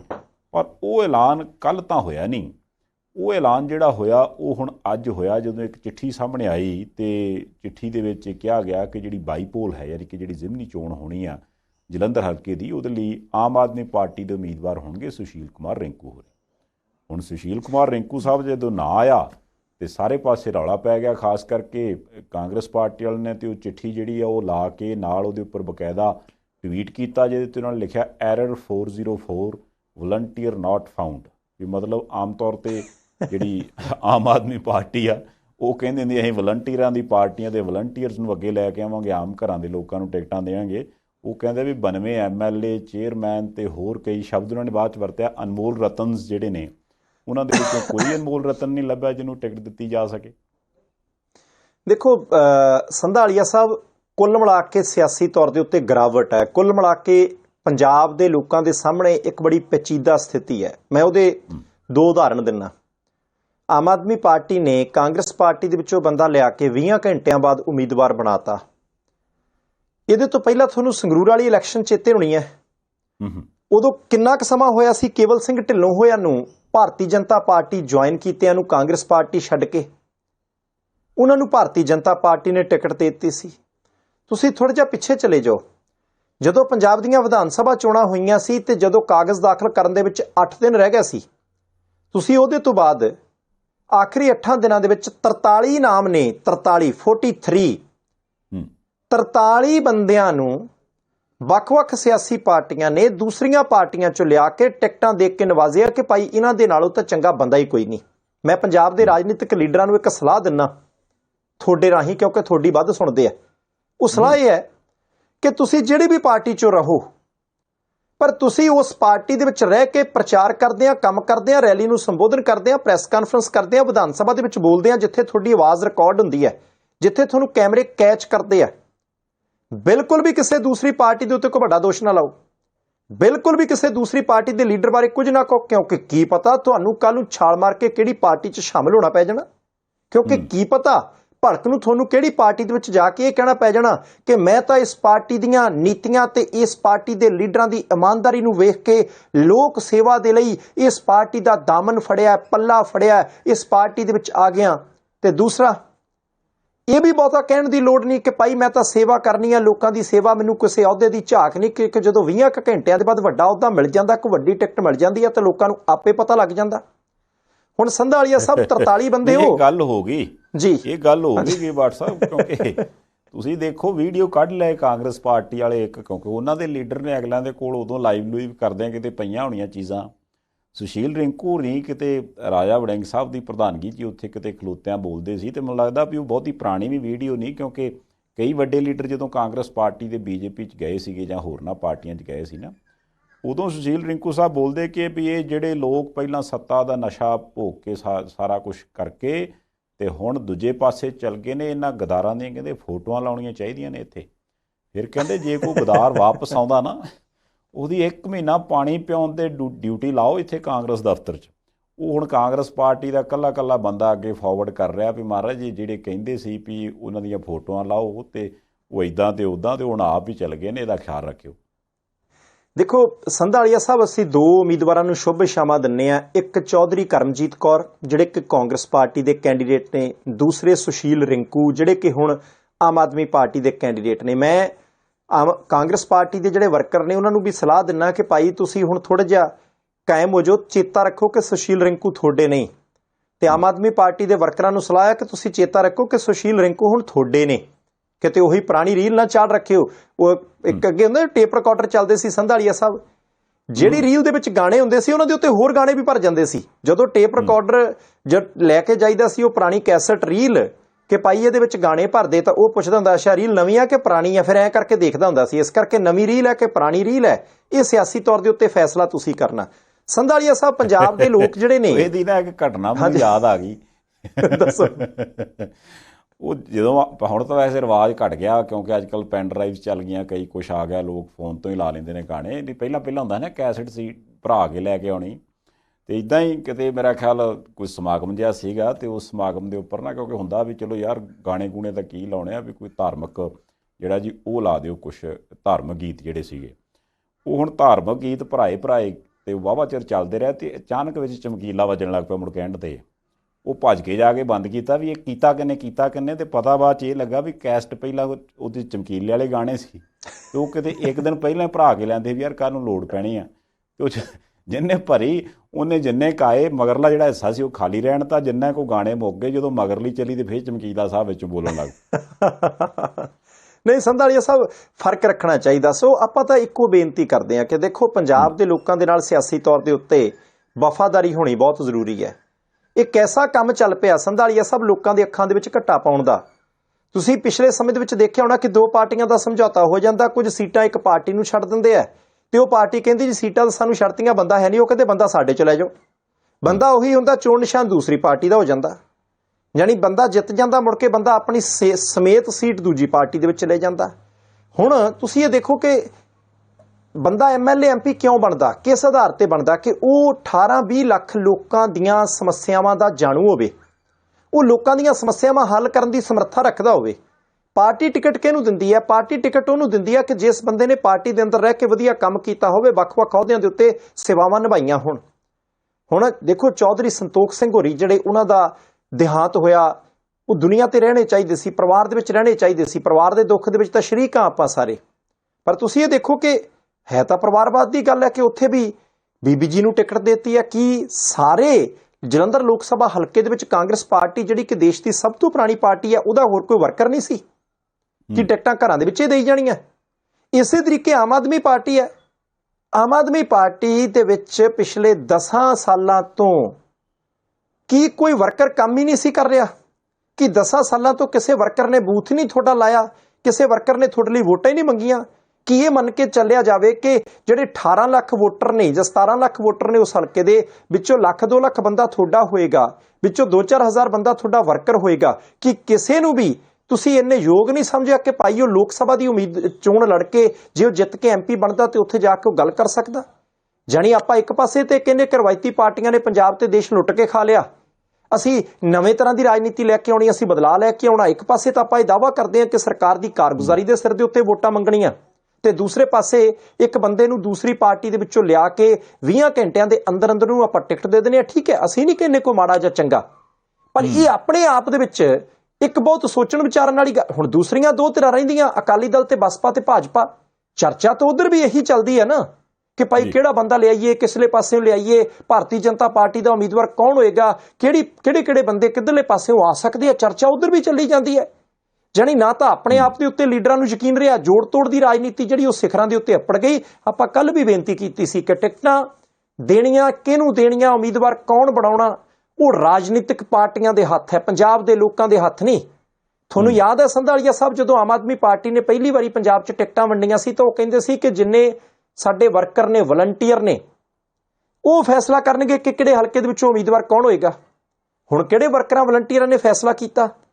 ਕਾਂਗਰਸ ਪਾਰਟੀ ਵਾਲੇ ਪੰਜਾਬ ਨੂੰ ਪਾਇਲਟ ਪ੍ਰੋਜੈਕਟ ਦੇ ਰੂਪ ਦੇ ਵਿੱਚ ਵਰਤਦੇ ਹੁੰਦੇ। ਰਾਹੁਲ ਗਾਂਧੀ ਨੇ ਸਭ ਤੋਂ ਪਹਿਲਾਂ ਯੂਥ ਕਾਂਗਰਸ ਦੀਆਂ ਵੋਟਾਂ ਪੰਜਾਬ 'ਚ ਪਵਾਈਆਂ, ਤੇ ਜਿਹੜੀਆਂ ਯੂਥ ਕਾਂਗਰਸ ਦੀਆਂ ਵੋਟਾਂ ਪੰਜਾਬ 'ਚ ਪਵਾਈਆਂ ਉਹ 'ਚ ਬੜੇ ਪ੍ਰਧਾਨ ਨਿਕਲੇ। ਆ ਹੁਣ ਫਿਰ ਯੂਥ ਕਾਂਗਰਸ ਦੀਆਂ ਵੋਟਾਂ ਪੈਣੀਆਂ, ਤੁਸੀਂ ਯੂਥ ਕਾਂਗਰਸ ਦਾ ਪ੍ਰਧਾਨ, ਸੀਨੀਅਰ ਮੀਤ ਪ੍ਰਧਾਨ, ਜਨਰਲ ਸਕੱਤਰ ਬਣਾਉਣ ਦੇ ਲਈ ਵੋਟਾਂ ਪਵਾ ਲੈਂਦੇ ਹੋ, ਜਦੋਂ ਟਿਕਟ ਦੇਣੀ ਹੈ ਤਾਂ ਦਿੱਲੀੋਂ ਦਸਖਤ ਹੋ ਕੇ ਆ ਜਾਂਦੇ ਆ। ਯਾਨੀ ਕਿਤੇ ਨਾ ਕਿਤੇ ਜਿਹੜੀਆਂ ਧਿਰਾਂ ਕਹਿੰਦੀਆਂ ਕਿ ਲੋਕਤੰਤਰ ਨੂੰ ਬਚਾਉਣ ਦੇ ਲਈ ਅਸੀਂ ਪੱਬਾਂ ਭਾਰ ਹਾਂ, ਉਹਨਾਂ ਪਾਰਟੀਆਂ ਦਾ, ਉਹਨਾਂ ਧਿਰਾਂ ਦਾ ਪਾਰਟੀਆਂ ਦੇ ਅੰਦਰਲਾ ਲੋਕਤੰਤਰ ਖੰਭ ਲਾ ਕੇ ਕਿੱਥੇ ਉੱਡ ਜਾਂਦਾ, ਸਮਝ ਨਹੀਂ ਆਉਂਦੀ। ਦੂਸਰੀਆਂ ਦੋ ਧਿਰਾਂ ਰਹਿੰਦੀਆਂ, ਦੇਖਦੇ ਆ ਟਿਕਟ ਕਿਹਨੂੰ ਦਿੰਦੇ ਆ। ਮੈਨੂੰ ਇਹ ਲੱਗਦਾ ਬਾਟ ਸਾਹਿਬ ਕਿ ਜਦੋਂ ਹੁਣ ਆਪਾਂ ਗੱਲਾਂ ਕਰਦੇ ਪਏ ਆ ਨਾ, ਤੇ ਆਪਣਾ ਹੋ ਸਕਦਾ ਵੱਖ-ਵੱਖ ਥਾਵਾਂ ਤੇ ਕੋਈ ਟੀਵੀ ਦੇ ਉੱਪਰ ਲਾ ਕੇ ਲੀਡਰ ਸਾਹਿਬਾਨ ਜਿਹੜਾ ਪ੍ਰੋਗਰਾਮ ਦੇਖਦੇ ਹੋਣ, ਕੋਈ ਚਾਹ ਦਾ ਕੱਪ ਪੀਂਦਿਆਂ, ਕੋਈ ਬਿਸਕੁਟ ਖਾਂਦਿਆਂ, ਕੋਈ ਹੋਰ ਗਿਰੀਆਂ ਬਦਾਮ ਖਾਂਦਿਆਂ, ਤੇ ਨਾਲੇ ਮੁਸਕੜੀ ਹੱਸਦੇ ਹੋਣੇ ਵੀ ਇਹ ਆ ਵੇਖ ਕਿੱਦਾਂ ਇਹਨਾਂ ਦਾ ਸੰਘ ਬਹਿ ਚੱਲਿਆ ਰੌਲਾ ਪਾਉਣੇ ਦਾ, ਇੱਦਾਂ ਕਿਉਂ ਕਰਤਾ, ਉੱਦਾਂ ਕਿਉਂ ਕਰਤਾ, ਲੀਡਰ ਲੈਣ ਦਾ, ਹੈ ਨਾ। ਕਿਉਂਕਿ ਇੱਕ ਵੱਖਰਾ ਪੱਖ ਆ, ਮੈਨੂੰ ਇਹ ਹੈ ਕਿ ਆਪਾਂ ਉਹ ਰੱਖ ਦਈਏ। ਪਹਿਲੀ ਗੱਲ ਤਾਂ ਇਹ ਆ ਵੀ ਇਹ ਤਜਰਬਾ ਪਹਿਲੀ ਵਾਰ ਨਹੀਂ ਹੋਇਆ ਵੀ ਇੱਕ ਪਾਰਟੀ 'ਚੋਂ ਦੂਸਰੀ ਪਾਰਟੀ 'ਚ ਬੰਦਾ ਗਿਆ ਤੇ ਉਹਨੂੰ ਟਿਕਟ ਮਿਲ ਗਈ। ਇਹ ਇਸ ਤੋਂ ਪਹਿਲਾਂ ਹੁੰਦਾ ਰਿਹਾ। ਜੇ ਇਸ ਤੋਂ ਪਹਿਲਾਂ ਹੁੰਦਾ ਰਿਹਾ ਤੇ ਪੰਜਾਬ ਦੇ ਵਿੱਚ ਉਹ ਲੋਕ ਜਿੱਤ ਕੇ ਵੀ ਆਉਂਦੇ ਰਹੇ ਵੀ ਇੱਕ ਪਾਰਟੀ ਦੇ ਵਿੱਚੋਂ ਬੰਦਾ ਪੁੱਟਿਆ, ਨਾਲ ਦੀ ਨਾਲ ਹੀ ਦੂਜੀ ਪਾਰਟੀ 'ਚ ਫਿੱਟ ਕੀਤਾ, ਦੂਸਰੀ ਪਾਰਟੀ ਨੂੰ ਟਿਕਟ ਦਿੱਤੀ, ਵੋਟਾਂ ਪਵਾਈਆਂ, ਤੇ ਉਹ ਬੰਦਾ ਜਿੱਤ ਵੀ ਗਿਆ। ਈਵਨ ਪੰਜਾਬ ਦੇ ਵਿੱਚ ਤੇ ਇਹ ਵੀ ਹੋਇਆ ਵੀ ਚੱਲਦੀ ਸਰਕਾਰ ਦੇ ਵਿੱਚ ਲੀਡਰ ਸਾਹਿਬਾਨ ਜਿਹੜਾ ਕਿ ਜਿੱਤਿਆ ਹੋਇਆ ਕਿਸੇ ਹੋਰ ਪਾਰਟੀ ਦਾ MLA ਆ, ਉਹਨੂੰ ਆਖਿਆ ਤੂੰ ਅਸਤੀਫਾ ਦੇ, ਉਹ ਕਹਿੰਦਾ ਓਕੇ ਦੇਤਾ ਜੀ। ਫਿਰ ਸੀਟ ਖਾਲੀ ਜੀ, ਓਕੇ ਜੀ ਜ਼ਿਮਨੀ ਚੋਣ ਜੀ, ਹੁਣ ਇਹ ਬੰਦਾ ਹੁਣ ਉਸ ਪਾਰਟੀ 'ਚ ਨਹੀਂ, ਹੁਣ ਇਹ ਸਾਡੀ ਪਾਰਟੀ 'ਚ ਆ ਗਿਆ, ਚੱਲ ਫਿਰ ਤੈਨੂੰ ਅਸੀਂ MLA ਬਣਾਉਣਾ। ਵੀ ਇੱਕੋ ਹੀ 5 ਸਾਲ ਦੇ ਸਪੈਨ ਦੇ ਵਿੱਚ ਪੰਜਾਬ ਦੇ ਲੋਕਾਂ ਨੇ, ਪੰਜਾਬ ਦੇ ਵਿੱਚ ਮੈਂ ਗੱਲ ਕਰ ਰਿਹਾ, ਇੱਕ ਹੀ ਬੰਦੇ ਨੂੰ 2 ਵਾਰ ਵੋਟਾਂ ਪਾਈਆਂ, ਪਹਿਲਾਂ ਇੱਕ ਪਾਰਟੀ ਵੱਲੋਂ, ਫਿਰ ਦੂਸਰੀ ਪਾਰਟੀ ਵੱਲੋਂ, ਪਹਿਲਾਂ ਇੱਕ ਚੋਣ ਨਿਸ਼ਾਨ ਤੇ ਫਿਰ ਦੂਸਰੇ ਚੋਣ ਨਿਸ਼ਾਨ ਤੇ, ਬੰਦਾ ਇੱਕੋ ਹੀ। ਇਹ ਮੈਂ ਤਾਂ ਜ਼ਿਕਰ ਕੀਤਾ ਵੀ ਇਹ ਆਪਾਂ ਇਹੋ ਜਿਹਾ ਕੰਮ ਪਹਿਲਾਂ ਚੱਲਦੇ ਰਹੇ ਹਾਂ ਤੇ ਇਸੇ ਕਰਕੇ ਲੀਡਰ ਵੀ ਕਰਦੇ ਨੇ। ਉਹ ਜਿਹੜੀ ਗੱਲ ਮੈਂ ਸਟਾਰਟਿੰਗ 'ਚ ਕਹੀ ਸੀ ਵੀ ਉਹ ਐਵੇਂ ਸੰਗ ਪਾੜਦੇ ਆ ਲੋਕਾਂ ਨੂੰ, ਜਦੋਂ ਪਰਵਾਹ ਨਹੀਂ, ਤੁਹਾਡੀਆਂ ਗੱਲਾਂ ਦੀ ਕਿਹੜੀ ਕੋਈ ਸੁਣਦਾ ਗੱਲ। ਸੰਧਾਲੀਆ ਸਾਹਿਬ ਦੇਖੋ, ਜੀਤ ਮਹਿੰਦਰ ਸਿੰਘ ਸਿੱਧੂ, ਤਲਵੰਡੀ ਸਾਬੋ ਵਾਲੇ ਤੇ ਮੋਗੇ ਵਾਲੇ ਜੋਗਿੰਦਰਪਾਲ ਜੈਨ, 2 ਲੀਡਰਾਂ ਦੀਆਂ ਉਦਾਹਰਨਾਂ ਤਾਂ ਅਕਾਲੀ ਭਾਜਪਾ ਸਰਕਾਰ ਦੇ ਵੇਲੇ ਆਪਣੇ ਸਾਹਮਣੇ ਰਹੀਆਂ। ਬਾਕੀ ਵੀ ਕਈ ਉਦਾਹਰਨਾਂ ਨੇ, ਇਹ 2 ਹੀ ਨਹੀਂ। ਤੁਸੀਂ ਇਹ ਦੇਖੋ, ਪਿਛਲੇ ਸਮੇਂ ਦੇ ਵਿੱਚ ਅਨਿਲ ਜੋਸ਼ੀ ਸਾਹਿਬ BJP 'ਚ ਹੁੰਦੇ ਸੀ, ਅਕਾਲੀਆਂ ਨਾਲੋਂ ਗੱਠਜੋੜ ਟੁੱਟ ਗਿਆ, ਉਹ ਅਕਾਲੀਆਂ ਦੇ ਕੈਂਡੀਡੇਟ ਬਣ ਗਏ। ਇਸੇ ਤਰੀਕੇ ਹੋਰ ਬੜੇ ਬੰਦੇ ਨੇ, ਜਿਸ ਵਿਧਾਨ ਸਭਾ ਹਲਕੇ ਤੋਂ MLA ਰਹੇ ਆ, ਮੌਜੂਦਾ ਜਿਹੜੇ ਆਮ ਆਦਮੀ ਪਾਰਟੀ ਦੇ ਜਿਹੜੇ ਕੈਂਡੀਡੇਟ ਬਣੇ ਆ, ਸੁਸ਼ੀਲ ਰਿੰਕੂ, ਉੱਥੋਂ ਜਿਹੜੇ ਸ਼ੀਤਲ ਅੰਗਰਾਲ ਸਾਹਿਬ ਆਮ ਆਦਮੀ ਪਾਰਟੀ ਦੇ ਵਿਧਾਇਕ ਨੇ, ਜਲੰਧਰ ਵੈਸਟ ਤੋਂ, ਜਲੰਧਰ ਪੱਛਮੀ ਤੋਂ, ਉਹ ਕਿਹੜੀ ਧਿਰ ਦੇ ਵਿੱਚ ਸੀ ਪਹਿਲਾਂ। ਜਾਣੀ ਬੜੇ ਬੰਦੇ ਨੇ ਜਿਹੜੇ ਰਾਤੋਂ ਰਾਤ ਆਏ ਤੇ ਆ ਕੇ ਟਿਕਟਾਂ ਲੈ ਕੇ ਮੁੜ ਕੇ MLA ਬਣ ਗਿਆ। ਚਲੋ ਕੋਈ ਗੱਲ ਨਹੀਂ, ਇਹ ਮੈਂ ਕਹਿ ਰਿਹਾ ਸੀ ਕਿ ਇਹ ਸਿਆਸੀ ਪਾਰਟੀਆਂ ਦਾ ਅਧਿਕਾਰ ਖੇਤਰ ਹੈ, ਅਸੀਂ ਕਿੰਤੂ ਪਰੰਤੂ ਨਹੀਂ ਕਰ ਸਕਦੇ, ਅਸੀਂ ਜਾਣਕਾਰੀ ਦੇ ਸਕਦੇ ਹਾਂ ਕਿ ਕੌਣ ਕੀ ਕਰਦਾ, ਪਰ ਇੱਕ ਅਧਿਕਾਰ ਖੇਤਰ ਲੋਕਾਂ ਦਾ ਵੀ ਹੈਗਾ। ਜਿੱਧਰਲੇ ਪਾਸੇ ਆਪਾਂ ਕੱਲ ਸੰਕੇਤ ਦਿੱਤਾ ਸੀ ਕਿ ਭਾਈ ਤੁਸੀਂ ਕਿਤੇ ਸਾਡੀਆਂ ਇਹਨਾਂ ਗੱਲਾਂ ਦੇ ਵਿੱਚ ਨਾ ਰਹਿ ਜਾਓ ਕਿ ਕੌਣ ਕਿਹਨੂੰ ਟਿਕਟ ਦਿੰਦਾ। ਤੁਹਾਡਾ ਕੰਮ ਕਰਨ ਦਾ ਤਰੀਕਾ ਡੀਪੂ ਦੇ ਵਿੱਚ ਖੰਡ ਲੈਣ ਚਾਹੀਦਾ। ਸਾਡਾ ਆਮ ਲੋਕਾਂ ਦਾ ਫਰਜ਼ ਹੈ ਕਿ ਅਸੀਂ ਰਾਸ਼ਨ ਕਾਰਡ ਨਾਲ ਲੈ ਕੇ ਜਾਈਏ। ਸਾਡਾ ਆਮ ਲੋਕਾਂ ਦਾ ਫਰਜ਼ ਹੈ ਕਿ ਜਿਹੜੇ ਭਾਅ ਦੇ ਉੱਤੇ ਖੰਡ ਜਾਂ ਕਣਕ ਮਿਲਣੀ ਹੈ, ਅਸੀਂ ਉਹਨੇ ਪੈਸੇ ਕੋਲ ਲੈ ਕੇ ਜਾਈਏ, ਪੈਸੇ ਟੁੱਟੇ ਹੋਣ। ਸਾਡਾ ਇਹ ਫਰਜ਼ ਬਣਦਾ ਹੈ ਕਿ ਅਸੀਂ ਉਸ ਕਣਕ ਜਾਂ ਖੰਡ ਲੈਣ ਲਈ ਝੋਲਾ ਨਾਲ ਲੈ ਕੇ ਜਾਈਏ। ਇਹ ਸਾਡੀਆਂ ਡਿਊਟੀਆਂ ਨੇ। ਤੇ ਡਿਪੂ ਵਾਲੇ ਦੀ ਡਿਊਟੀ ਹੈ ਕਿ ਭਾਈ ਉਹਨੇ ਰਾਸ਼ਨ ਕਾਰਡ ਦੇਖਣਾ, ਉਹਨੇ ਖੰਡ ਜਾਂ ਕਣਕ ਤੋਲਣੀ ਆ, ਉਹਨੇ ਤੁਹਾਡੇ ਝੋਲੇ 'ਚ ਪਾ ਦੇਣੀ ਆ ਤੇ ਉਹਨੇ ਰਜਿਸਟਰ ਤੇ ਚਾੜ ਲੈਣੀ ਆ। ਸਿਆਸੀ ਪਾਰਟੀਆਂ ਨੇ ਬੰਦੇ ਰਜਿਸਟਰ ਤੇ ਚਾੜ ਦੇਣੇ ਕਿ ਭਾਈ ਆ ਕੈਂਡੀਡੇਟ ਨੇ। ਹੁਣ ਰਾਸ਼ਨ ਕਾਰਡ, ਪੈਸੇ ਤੇ ਝੋਲਾ, ਇਹ ਆਮ ਲੋਕਾਂ ਦੀ ਡਿਊਟੀ ਹੈ। ਤੁਸੀਂ ਦੇਖਣਾ ਲੈਦਰ ਉਦਯੋਗ ਜਲੰਧਰ ਦਾ, ਸਪੋਰਟਸ ਇੰਡਸਟਰੀ ਜਲੰਧਰ ਦੀ, ਯੂਨੀਵਰਸਿਟੀ ਪ੍ਰਾਈਵੇਟ ਸਰਕਾਰੀ ਜਲੰਧਰ ਦੀ, ਤੁਸੀਂ ਦੇਖਣਾ ਕਿ ਤੁਹਾਡੇ ਮੁੱਦੇ ਕਿਹੜੇ ਕਿਹੜੇ ਨੇ। ਜੇ ਤਾਂ ਤੁਸੀਂ ਲੀਡਰਾਂ ਦੀਆਂ ਇਹਨਾਂ ਗੱਲਾਂ 'ਚ ਰਹਿ ਗਏ ਕਿ ਅਸੀਂ ਬੜੇ ਵੱਡੇ ਬੰਦੇ ਨੂੰ ਟਿਕਟ ਦਿੱਤੀ ਹੈ, ਇਹ ਦੇਖੋ ਤੁਹਾਡੇ ਹੱਕਾਂ ਦਾ ਰਾਖਾ ਬੰਦਾ ਹੈ, ਉਹਨਾਂ ਨੇ ਤੁਹਾਨੂੰ ਸਲੋਗਨ ਦੇਣੇ ਆ, ਉਹਨਾਂ ਨੇ ਤੁਹਾਡੇ ਕੋਲੇ ਪੋਸਟਰ ਤੇ ਬੈਨਰ ਲਾਉਣੇ ਆ, ਉਹਨਾਂ ਨੇ ਗੱਡੀਆਂ ਭਜਾ ਧੂੜਾਂ ਉਡਾਉਣੀਆਂ, ਪਰ ਉਸ ਗੱਡੀਆਂ ਦੀ ਧੂੜ ਦੇ ਵਿੱਚ ਤੁਹਾਡੇ ਆਮ ਲੋਕਾਂ ਦੇ ਮੁੱਦੇ ਕਿਤੇ ਉੱਡ ਨਾ ਜਾਣ, ਇਸ ਕਰਕੇ ਤੁਸੀਂ ਮੁੱਦਿਆਂ ਦੇ ਨਾਲ ਚਿੰਬੜੇ ਰਹੋ। ਇਹ ਨਾ ਹੋਵੇ ਕਿ ਡੀਪੂ 'ਚ ਜਾ ਕੇ ਖੜੇ ਹੋ ਜਾਓ ਤੇ ਮੁੱਦਿਆਂ ਰੂਪੀ ਤੁਹਾਡੇ ਕੋਲ ਰਾਸ਼ਨ ਕਾਰਡ, ਝੋਲਾ ਤੇ ਪੈਸੇ ਹੋਣ ਹੀ ਨਾ, ਖਾਲੀ ਹੱਥ ਵਾਪਸ ਪਰਤਾਂਗੇ ਫਿਰ। ਹਾਂ, ਸੋ ਇਹ ਬੜਾ ਜ਼ਰੂਰੀ ਆ। ਬਾਕੀ ਚਲੋ ਜਿੱਦਾਂ ਮੈਂ ਜ਼ਿਕਰ ਕੀਤਾ ਵੀ ਜਦੋਂ ਇਹ ਪਹਿਲਾਂ ਹੁੰਦਾ ਰਿਹਾ, ਇਸ ਕਰਕੇ ਪੋਲੀਟੀਕਲ ਪਾਰਟੀਆਂ ਵੀ ਕਰਦੀਆਂ ਨੇ, ਸੋ ਇਹ ਚੱਲੀ ਜਾਣਾ। ਹੁਣ ਕਹਿਣ ਤੋਂ ਭਾਵ ਇਹ ਹੋ ਗਿਆ ਬਾਠ ਸਾਹਿਬ ਕਿ ਵੀ 2 ਧਿਰਾਂ ਦੇ ਕੈਂਡੀਡੇਟ ਤੇ ਗਏ ਆ, ਤੇ ਬਾਕੀ ਦੀਆਂ ਜਿਹੜੀਆਂ 2-3 ਧਿਰਾਂ ਨੇ ਉਹਨਾਂ ਦੇ ਕੈਂਡੀਡੇਟਸ ਦੀ ਉਡੀਕ ਆ। ਇੱਕ ਤੇ ਬੀਜੇਪੀ ਵੱਲੋਂ, ਦੂਸਰਾ ਅਕਾਲੀ ਤੇ ਬਸਪਾ ਦਾ ਜਿਹੜਾ ਗੱਠਜੋੜ ਹੈ ਉਹਨਾਂ ਨੇ ਜਿਹੜਾ ਉਮੀਦਵਾਰ ਦੇਣਾ। ਹੁਣ ਅਕਾਲੀ ਬਸਪਾ ਗੱਠਜੋੜ ਦੇ ਵਿੱਚ ਤੇ ਵੀ ਚਰਚਾ ਚੱਲਦੀ ਹੈ ਵੀ ਅਜੇ ਇਸ ਚੀਜ਼ ਦਾ ਰੌਲਾ ਆ ਕਿ ਵੀ ਅਕਾਲੀਆਂ 'ਚ ਉਮੀਦਵਾਰ ਹੋਵੇ ਕਿ ਬਸਪਾ 'ਚ ਹੋਵੇ, ਤੇ ਫਿਰ ਜਿਹੜੀ ਵੀ ਧਿਰ ਵੱਲੋਂ ਉਮੀਦਵਾਰ ਹੋਊਗਾ ਦੂਸਰਿਆਂ ਨੇ ਉਹਨਾਂ ਦੀ ਮਦਦ ਕਰਨੀ ਆ। ਪਰ ਬੀਜੇਪੀ ਵਾਲੇ ਪਾਸਿਓਂ ਕਿਹੜਾ ਲੀਡਰ ਆਊਗਾ ਇਹਦੇ ਤੇ ਵਾਹਵਾ ਰੌਲਾ ਰੱਪਾ, ਤੇ ਇਸ ਰੌਲੇ ਰੱਪੇ ਦੇ ਵਿੱਚ ਕੱਲ੍ਹ ਦਾ ਪਤਾ ਨਹੀਂ ਕਿੱਥੋਂ ਟੇਪ ਚੱਲ ਪਈ, ਉਹੀ ਜਿੱਦਾਂ ਕੈਸਟ ਤੋਂ ਪਹਿਲਾਂ ਹੋਰ ਭਰੀ ਸੀ ਤੇ ਵਿੱਚ ਐਂਡ ਤੇ ਕੁਝ ਹੋਰ ਚੱਲ ਪਿਆ। ਉਹ ਕਹਿੰਦੇ ਚੰਨੀ ਸਾਹਿਬ ਸ਼ਾਇਦ ਬੀਜੇਪੀ 'ਚ ਜਾ ਸਕਦੇ, ਵੀ ਚੰਨੀ ਸਾਹਿਬ ਜਿਹੜੇ ਆਪਣੇ ਸਾਬਕਾ ਮੁੱਖ ਮੰਤਰੀ ਨੇ, ਉਹ ਬਾਅਦ 'ਚ ਉਹਨਾਂ ਨੇ ਕਲੀਅਰ ਕਰ ਦਿੱਤਾ। ਉਹ ਕਹਿੰਦੇ ਯਾਰ ਇਹੋ ਜਿਹੀ ਗੱਲ ਕੋਈ ਨਹੀਂ, ਮੈਂ ਕਾਂਗਰਸ 'ਚ ਸੀ, ਕਾਂਗਰਸ ਹਾਂ ਤੇ ਕਾਂਗਰਸ 'ਚ ਰਹਿਣਾ, ਵੀ ਜਿਹੜੀ ਪਾਰਟੀ ਨੇ ਮੈਨੂੰ ਇੰਨੇ ਅਹੁਦੇ ਦਿੱਤੇ, ਮੁੱਖ ਮੰਤਰੀ ਤੱਕ ਬਣਾਇਆ, ਤੇ ਮੈਂ ਉਹ ਪਾਰਟੀ ਛੱਡ ਕੇ ਕਿਤੇ ਨਹੀਂ ਚੱਲਿਆ, ਇਹ ਸਭ ਅਫਵਾਹ ਹੈ। ਦੇਖੋ ਸੰਧਾਲੀਆ ਸਾਹਿਬ, 6 ਘੰਟੇ ਇਸ ਗੱਲ ਦੀ ਠੋਕ ਵਜਾ ਕੇ ਚਰਚਾ ਚੱਲਦੀ ਰਹੀ ਕਿ ਭਾਈ ਭਾਰਤੀ ਜਨਤਾ ਪਾਰਟੀ ਦਾ ਉਮੀਦਵਾਰ ਇੱਕ ਸਾਬਕਾ ਮੁੱਖ ਮੰਤਰੀ ਹੋ ਸਕਦਾ, ਕਿਉਂਕਿ ਜੇ ਇਧਰ ਆਮ ਆਦਮੀ ਪਾਰਟੀ ਵਾਲੇ ਪਾਸੇ ਦਲ ਬਦਲੀ ਹੋ ਕੇ ਉਮੀਦਵਾਰੀ ਹੋ ਸਕਦੀ ਤਾਂ ਉਧਰ ਵੀ ਹੋ ਸਕਦੀ ਹੈ। ਚਲੋ ਇਹ ਚੰਗਾ ਹੋਇਆ ਕਿ ਖੁਦ ਸਾਬਕਾ ਮੁੱਖ ਮੰਤਰੀ ਚਰਨਜੀਤ ਸਿੰਘ ਚੰਨੀ ਹੋਰਾਂ ਨੇ ਕਿਹਾ ਕਿ ਨਹੀਂ ਭਾਈ, ਪਾਰਟੀ ਨੇ ਬਹੁਤ ਕੁਝ ਦਿੱਤਾ। ਉਹ ਕਹਿੰਦੇ ਮੁੱਖ ਮੰਤਰੀ ਤੱਕ ਦੇ ਅਹੁਦੇ ਤੱਕ ਲੈ ਕੇ ਗਈ ਕਾਂਗਰਸ ਪਾਰਟੀ, ਮੈਂ ਕਿਹਾ ਛੱਡਦਾ, ਇਹ ਅਫਵਾਹਾਂ ਨੇ। ਸ਼ਸ਼ੀ ਥਰੂਰ ਕਾਂਗਰਸ ਪਾਰਟੀ ਦੇ ਵੱਡੇ ਲੀਡਰ ਨੇ, ਕਾਂਗਰਸ ਪਾਰਟੀ ਦੇ ਮਲਕਰਜੁਨ ਖੜਗੇ ਦੇ ਖਿਲਾਫ ਪ੍ਰਧਾਨਗੀ ਦੀ, ਨੈਸ਼ਨਲ ਪ੍ਰਧਾਨਗੀ ਦੀ ਚੋਣ ਲੜੀ। ਉਹ ਚੰਨੀ ਸਾਹਿਬ ਨੂੰ ਮਿਲਣਾ ਹੈ, ਕਦ ਨਹੀਂ ਮਿਲਣਾ ਮੈਨੂੰ ਨਹੀਂ ਪਤਾ, ਪਰ ਜਦੋਂ ਤੁਹਾਨੂੰ ਹਾਈ ਕਮਾਂਡ ਦੇ ਵੱਡੇ ਲੀਡਰ ਮਿਲਦੇ ਆ, ਤੁਸੀਂ ਖੁਦ ਕਹਿ ਦਿੰਦੇ ਆ, ਇਸ ਗੱਲ ਤੇ ਆਪਾਂ ਮੰਨ ਕੇ ਚੱਲਦੇ ਹਾਂ ਕਿ ਕੋਰੀ ਅਫਵਾਹ ਸੀ। ਪਰ ਤੁਸੀਂ ਸੰਧਾਲੀਆ ਸਾਹਿਬ ਦੇਖੋ ਕਿ ਆਮ ਗੱਲ ਹੋ ਗਈ, ਸਧਾਰਨ ਗੱਲ ਹੋ ਗਈ ਕਿ ਭਾਈ ਕੋਈ ਵੀ ਬੰਦਾ ਕਿੱਧਰਲੇ ਪਾਸੇ ਵੀ ਆ ਕੇ ਕਿਸੇ ਪਾਸਿਓਂ ਵੀ ਕੈਂਡੀਡੇਟ ਬਣ ਸਕਦਾ। ਉਹਨਾਂ ਨੇ ਇਹ ਵੀ ਕਿਹਾ, ਚੰਨੀ ਸਾਹਿਬ ਨੇ ਕਿਹਾ ਅਪਰੋਚ ਹੋਈ ਹੈ, ਪਹੁੰਚ ਕੀਤੀ ਗਈ ਹੈ, ਕਹਿੰਦੇ ਇਸ ਕਰਕੇ ਪਹੁੰਚ ਹੀ ਹੋਈ ਹੈ, ਹੋਰ ਤਾਂ ਕੋਈ ਗੱਲ ਨਹੀਂ ਹੋਈ। ਤੇ ਆਪਾਂ ਕਹਿੰਦੇ ਜੀ ਮਨਾ ਕਰ ਦਿੱਤਾ। ਚਲੋ ਠੀਕ ਹੈ, ਜੇ ਤੁਸੀਂ ਮਨਾ ਕਰਤਾ। ਦੂਜੇ ਪਾਸੇ ਅਕਾਲੀ ਬਸਪਾ ਵਾਲੇ 2-3 ਕੈਂਡੀਡੇਟ ਹੈਗੇ ਉਹਨਾਂ ਦੇ ਕੋਲ, ਇੱਕ ਅੱਧੇ ਬੰਦੇ ਨੂੰ ਹੋ ਸਕਦਾ ਕਿ ਬਾਹਰੋਂ ਲਿਆ ਕੇ ਵੀ ਉਮੀਦਵਾਰ ਬਣਾਉਣ ਦੀ ਕੋਸ਼ਿਸ਼ ਕੀਤੀ ਜਾਵੇ। ਆਪਾਂ ਉਡੀਕ ਰੱਖਦੇ ਹਾਂ ਕਿ ਕਹਾਣੀ ਜਿਹੜੀ ਹੈ ਉਹ ਕਿੱਧਰਲੇ ਪਾਸੇ ਜਾਊ। ਪਰ ਇੱਕ ਗੱਲ ਸੰਧਾਲੀਆ ਸਾਹਿਬ ਜਿਹੜੀ ਕਿ ਮੇਰੇ ਚੇਤੇ ਆ ਗਈ ਕਿ ਆਮ ਲੋਕਾਂ ਦੇ ਲਈ ਹੈ, ਲੁਧਿਆਣੇ ਦੇ ਪਿੰਡ ਕੁਟਾਲਾ, ਯਾਨੀ ਕਿ ਸਾਨੂੰ ਕਿਤੇ ਨਾ ਕਿਤੇ ਸਮਝਣਾ ਪਊਗਾ, ਅਸੀਂ ਕਿਤੇ ਸਿਆਸੀ ਕਲਾਬਾਜ਼ੀਆਂ ਦੇ ਵਿੱਚ ਨਾ ਉਲਝ ਜਾਈਏ। ਕਹਾਣੀ ਕਿੱਥੇ ਕੈ, ਯਾਨੀ ਜੇ ਜਲੰਧਰ ਦੀ ਇਲੈਕਸ਼ਨ ਦੇ ਵਿੱਚ ਲੋਕਾਂ ਨੇ ਆਪਣੇ ਮੁੱਦੇ ਦੇ ਤੌਰ ਤੇ ਭਾਲਣਾ ਹੋਵੇ, 37 ਸਾਲ ਦੀ ਇੱਕ ਬੀਬੀ 12ਵੀਂ ਦੇ ਵਿੱਚ ਪੜ੍ਹਦਾ, ਉਹਦਾ ਜਵਾਕ ਨਾਨ ਮੈਡੀਕਲ ਰੱਖਿਆ, ਇਹਦਾ ਮਤਲਬ ਹੈ ਕਿ ਪੜ੍ਹਾਈ ਨੂੰ ਠੀਕ ਹੋਊਗਾ, ਤੀਖਣ ਬੁੱਧੀ ਹੋਊਗਾ। ਸਵੇਰੇ 5:30 ਵਜੇ ਉਸ ਮੁੰਡੇ ਦਾ ਡੈਡੀ ਤੇ ਉਸ ਔਰਤ ਦਾ ਘਰ ਵਾਲਾ ਕੁਹਾੜੀ ਦੇ ਨਾਲ ਦੋਨਾਂ ਨੂੰ ਵੜ ਦਿੰਦਾ।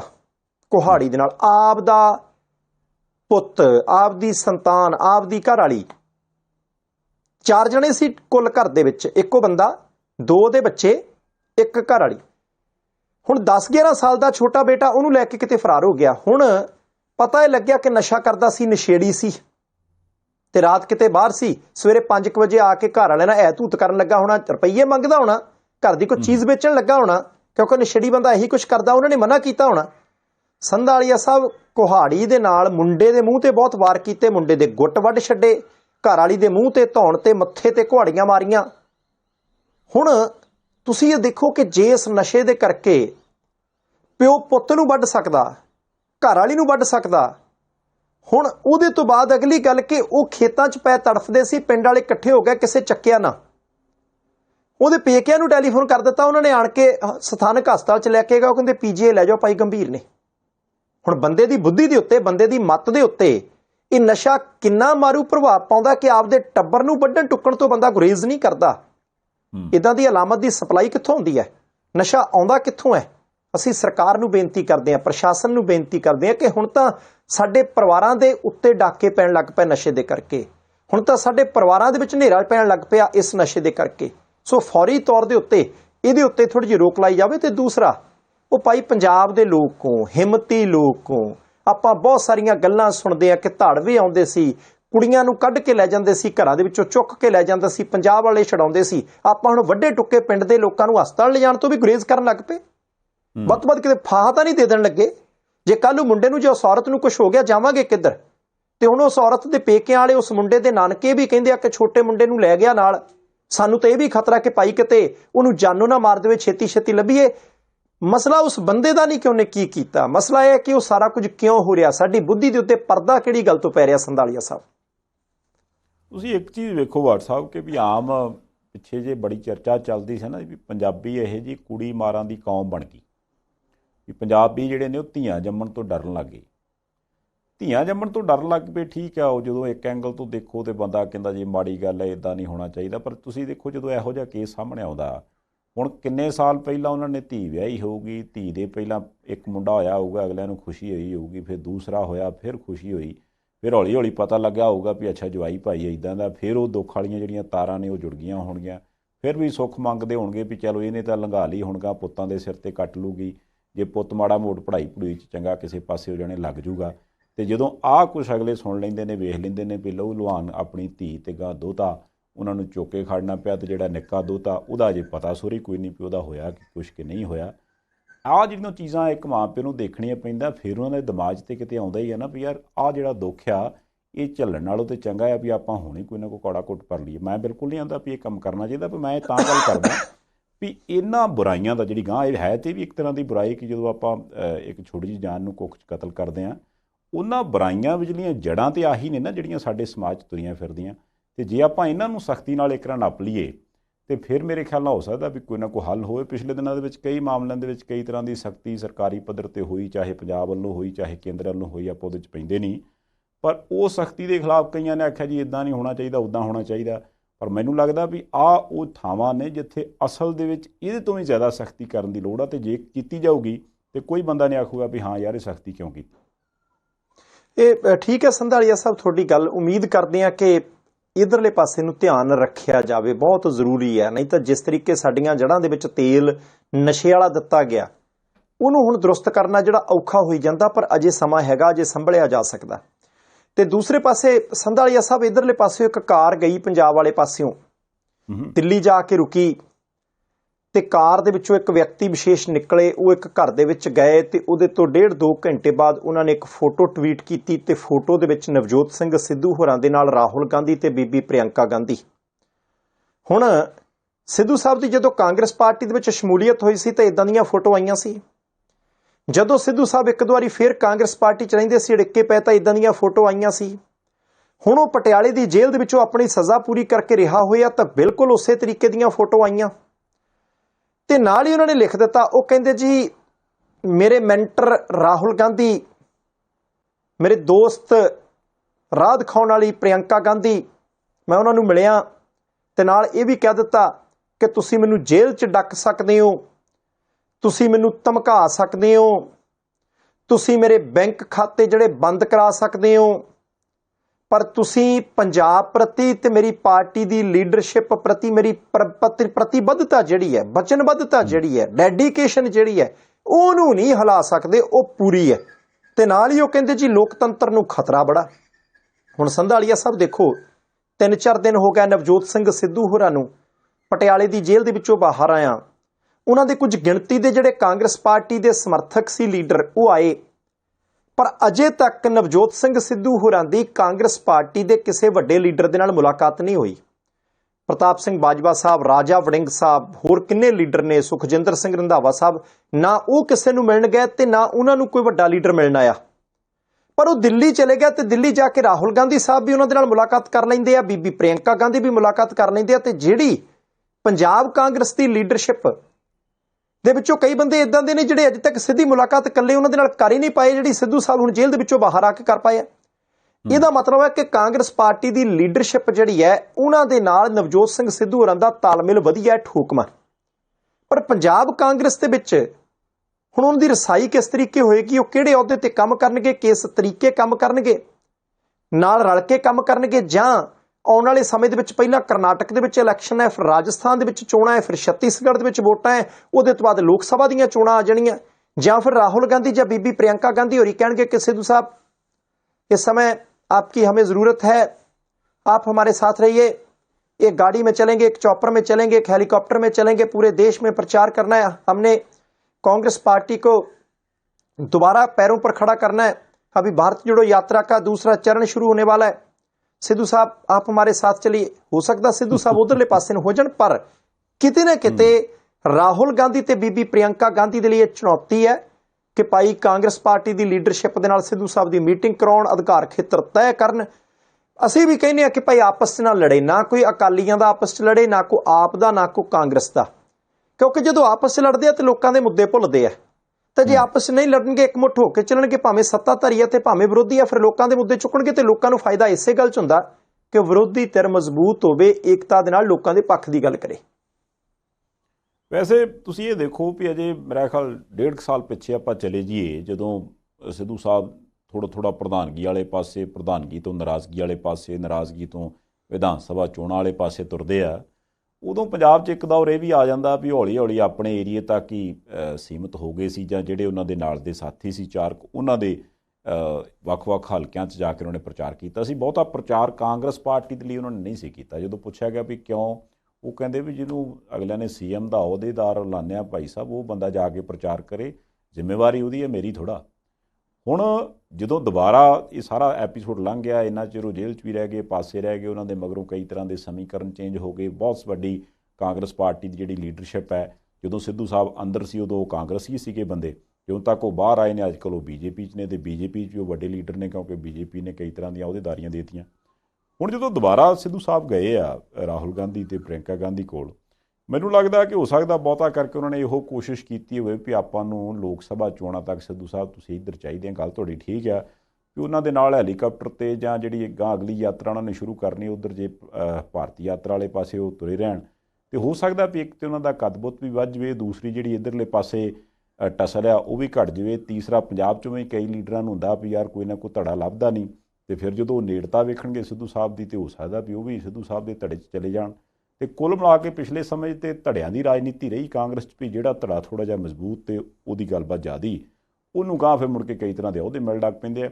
ਜੇ ਉੱਧਰ ਰਹਿ ਕੇ ਸਿੱਧੂ ਸਾਹਿਬ ਆਪਣਾ ਧੜਾ ਮਜ਼ਬੂਤ ਕਰ ਗਏ, ਤਾਂ ਹੋ ਸਕਦਾ ਕਿ ਪੰਜਾਬ 'ਚ ਵੀ ਉਹਨਾਂ ਦਾ ਧੜਾ ਮਜ਼ਬੂਤ ਹੋ ਜਾਵੇ। ਅਤੇ ਜੇ ਉਹਨਾਂ ਨੇ ਹੁਣ ਤੋਂ ਆਖਿਆ ਵੀ ਨਾ ਮੈਂ ਕਿਸੇ ਪਾਸੇ ਨਹੀਂ ਜਾਣਾ, ਮੈਂ ਤਾਂ ਪੰਜਾਬ 'ਚ ਰਹਿਣਾ, ਅਤੇ ਫਿਰ ਪੰਜਾਬ 'ਚ ਤਾਂ ਅਜੇ ਰਾਜਾ ਵੜਿੰਗ ਸਾਹਿਬ ਜਿਸ ਹਿਸਾਬ ਨਾਲ ਸਰਗਰਮੀ ਕਰਨ ਡਏ ਆ, ਮਿਆਨ ਤੇ ਕੁੱਲ ਮਿਲਾ ਕੇ ਕਾਂਗਰਸ ਪਾਰਟੀ ਵਾਲਿਆਂ ਕੋਲ ਇੱਕੋ ਹੀ ਆ, ਦੋ ਤਲਵਾਰਾਂ ਤੇ ਨਹੀਂ ਫਿੱਟ ਹੋਣੀਆਂ ਉਹਦੇ 'ਚ।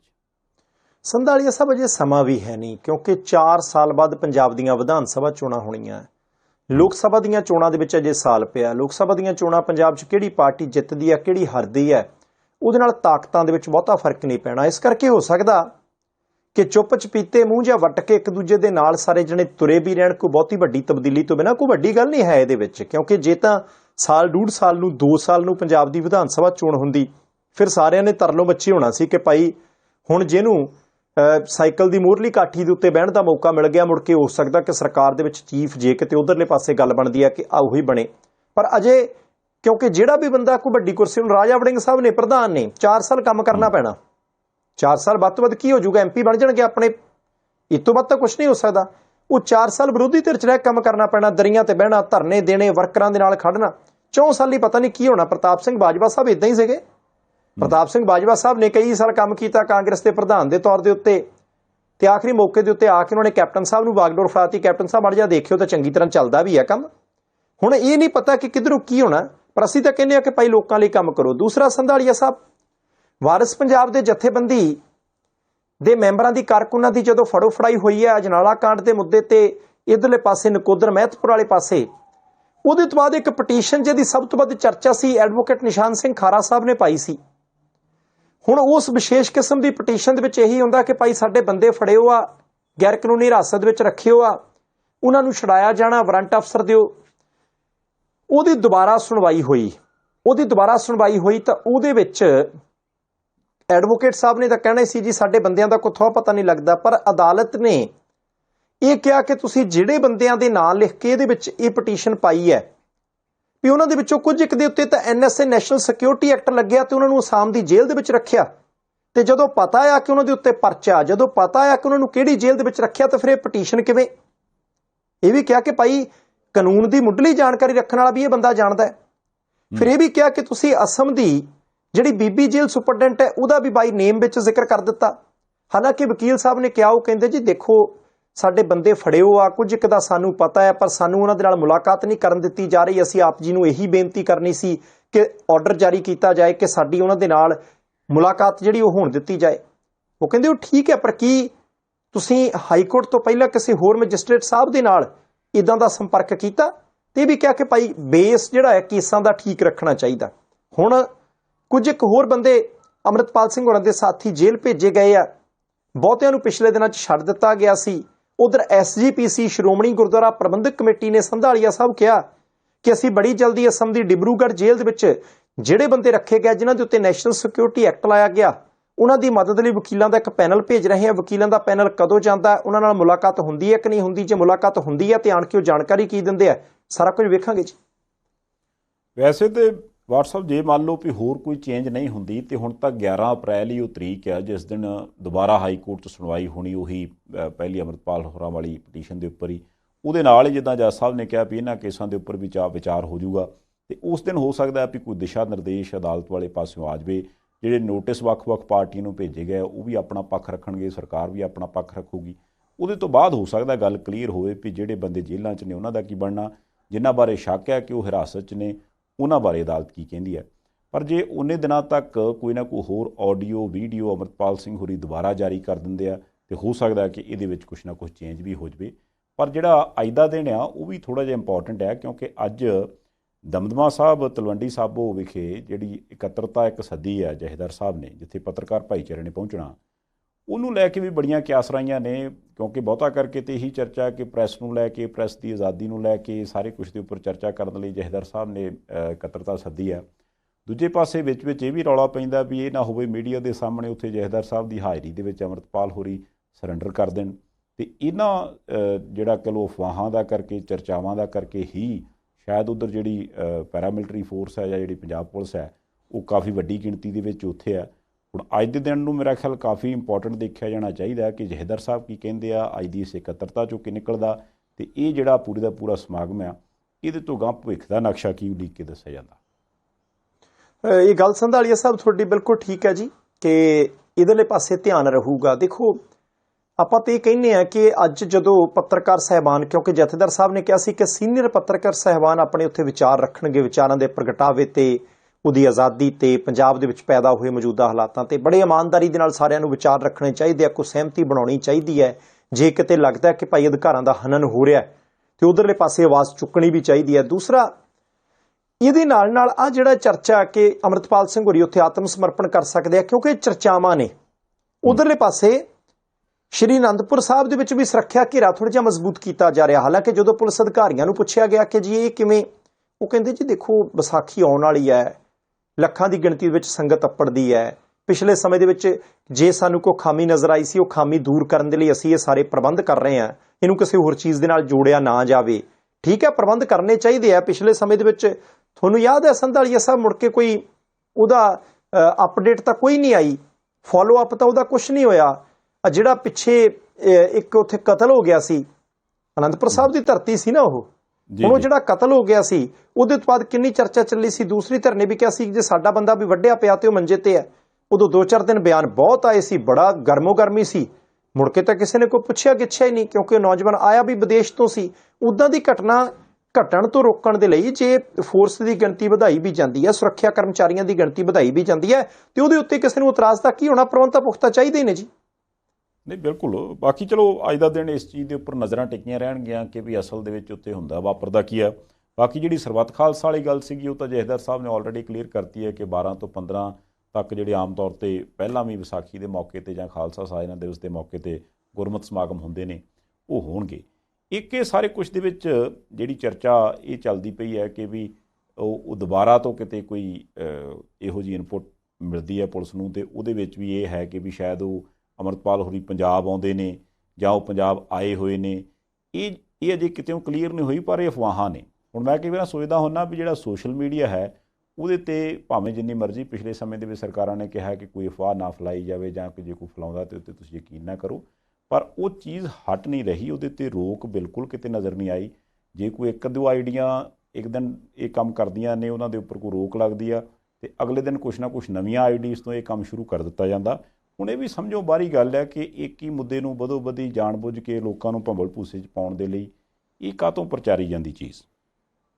ਸੰਧਾਲੀਆ ਸਾਹਿਬ ਦੇਖੋ, ਇਹਦੇ ਵਿੱਚ ਤਾਂ ਇੱਕ ਬੜੀ ਕਲੀਅਰ ਗੱਲ ਹੈ ਕਿ ਇਹਦਾ ਮਤਲਬ ਹੈ ਕਿ ਸਾਨੂੰ ਆਮ ਲੋਕਾਂ ਨੂੰ ਲਾਈ ਲੱਗ ਸਮਝਿਆ ਜਾ ਰਿਹਾ, ਲਕੀਰ ਦੇ ਫਕੀਰ ਸਮਝਿਆ ਜਾ ਰਿਹਾ ਕਿ ਭਾਈ ਅਸੀਂ ਕੋਈ ਵੀ ਸੂਚਨਾ ਜਿਹੜੀ ਹੈ ਉਹ ਨਸ਼ਰ ਕਰ ਦਿਆਂਗੇ, ਕੋਈ ਵੀ ਸੂਚਨਾ ਸੋਸ਼ਲ ਮੀਡੀਆ ਦੇ ਉੱਤੇ ਕੋਈ ਆਈਡੀ ਬਣਾ ਕੇ ਪਾ ਦਿਆਂਗੇ ਤਾਂ ਲੋਕਾਂ ਨੇ ਉਹਨੂੰ ਸੱਚ ਮੰਨ ਲੈਣਾ, ਕਿ ਲੋਕਾਂ ਨੇ ਉਹਦੇ ਤੋਂ ਬਾਅਦ ਖੰਭਾਂ ਦੀਆਂ ਡਾਰਾਂ ਬਣਾ ਦੇਣੀਆਂ।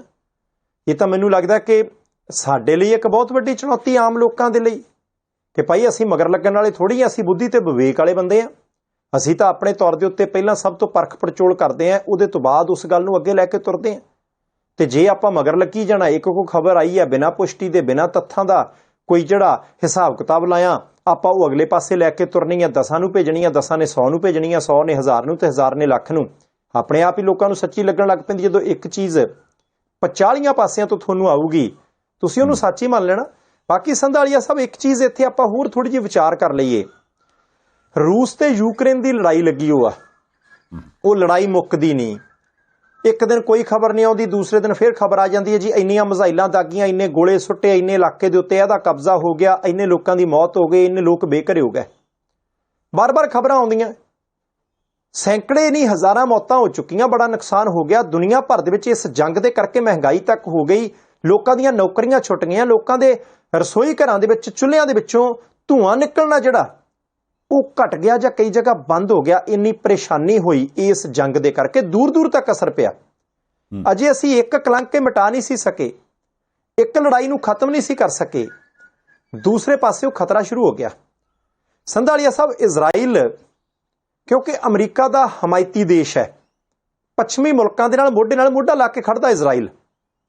ਫਲਸਤੀਨ ਦੇ ਨਾਲ ਰੌਲਾ ਬੜਾ ਰਹਿੰਦਾ, ਆਂਢ ਗੁਆਂਢ ਦੇ ਵਿੱਚ ਵੀ ਇੱਟ ਖੜਕਾ ਇਜ਼ਰਾਈਲ ਦਾ ਚੱਲਦਾ ਰਹਿੰਦਾ ਸੀ। ਹਾਲਾਂਕਿ ਪਿਛਲੇ ਸਮੇਂ ਦੇ ਵਿੱਚ 4-5 ਮੁਲਕ ਆਪਸ ਵਿੱਚ ਟਰੰਪ ਸਾਹਿਬ ਦੇ ਸਮੇਂ ਬੜਾ ਨੇੜੇ ਆਏ। ਉਸ ਇਜ਼ਰਾਈਲ ਦੇਸ਼ ਦੇ ਇੱਕ ਮੰਤਰੀ ਦਾ ਜਿਹੜਾ ਨਵਾਂ ਬਿਆਨ ਹੈ ਉਹ ਬੜਾ ਚਿੰਤਤ ਕਰਨ ਵਾਲਾ। ਇਜ਼ਰਾਈਲ ਵਾਲੇ ਕਹਿੰਦੇ ਦੇਖੋ ਜੀ, ਅਸੀਂ ਕਿਸੇ ਵੀ ਵੇਲੇ ਈਰਾਨ ਦੇ ਉੱਤੇ ਅਟੈਕ ਕਰ ਸਕਦੇ ਹਾਂ, ਅਸੀਂ ਕਿਸੇ ਵੀ ਵੇਲੇ ਈਰਾਨ ਨੂੰ ਸਬਕ ਸਿਖਾ ਸਕਦੇ ਹਾਂ। ਤੇ ਉਹਦੇ ਵਿੱਚ ਦੋ ਪੱਖ ਬੜੇ ਇੰਪੋਰਟੈਂਟ ਨੇ। ਇੱਕ, ਇਜ਼ਰਾਈਲ ਵਾਲੇ ਨੇ ਕਿਹਾ ਕਿ ਜੇ ਤਾਂ ਅਮਰੀਕਾ ਨੇ ਸਾਡੇ ਨਾਲ ਆਉਣਾ ਆ ਜਾਵੇ, ਜੇ ਨਹੀਂ ਆਉਣਾ ਤਾਂ ਇੰਨੀਆਂ ਕੁ ਸਾਡੀਆਂ ਲੱਤਾਂ ਦੇ ਵਿੱਚ ਜਾਨ ਹੈਗੀ ਆ ਕਿ ਅਸੀਂ ਈਰਾਨ ਨੂੰ ਸਬਕ ਸਿਖਾ ਸਕੀਏ। ਅਮਰੀਕਾ ਤੇ ਇਜ਼ਰਾਈਲ ਅੱਜ ਤੱਕ ਘਿਓ ਖਿਚੜੀ ਰਹੇ ਆ। ਅਮਰੀਕਾ ਤੇ ਇਜ਼ਰਾਈਲ ਜਿੱਧਰਲੇ ਪਾਸੇ ਵੀ ਕੋਈ ਕਾਰਵਾਈ ਕਰਦੇ ਸੀ, ਇਕੱਠੇ ਹੋ ਕੇ ਕਰਦੇ ਸੀ। ਜਦੋਂ ਅਮਰੀਕਾ ਕੋਈ ਕਾਰਵਾਈ ਕਰਦਾ ਸੀ, ਇਜ਼ਰਾਈਲ ਠੋਕ ਕੇ ਸਾਥ ਦਿੰਦਾ ਸੀ। ਇਜ਼ਰਾਈਲ ਦਾ ਕੋਈ ਮੁੱਦਾ ਆਉਂਦਾ ਸੀ ਤਾਂ ਅਮਰੀਕਾ ਉਹਦੀ ਪਿੱਠ ਤੇ ਹਮੇਸ਼ਾ ਖੜਦਾ ਸੀ।